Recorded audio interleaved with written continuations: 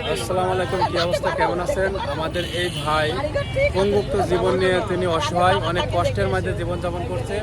তো তার এই যে একটা পা কাটা, অবশ্যই তার এক পা নেই, অবশ্যই তার এক পা নেই, লড়ান এই যে এক পা নেই। আমরা আমাদের সাহায্য সহযোগিতা করবো ভাইকে, আজকে যা পারি তাই দিয়ে যাচ্ছি।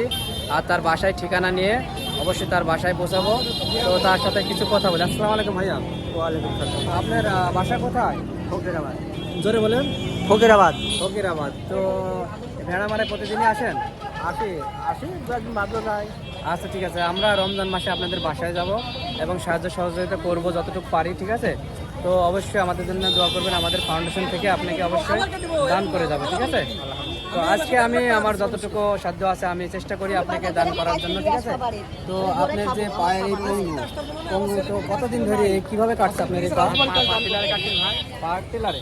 ও একবার ভালো করে বলেন। পার্টিলার কাটছিল। ও ভাইয়ের হচ্ছে পাওয়ার টিলারে পা কাটি গেছে, এরপর থেকে তিনি পঙ্গু। হ্যাঁ হ্যাঁ, চলো।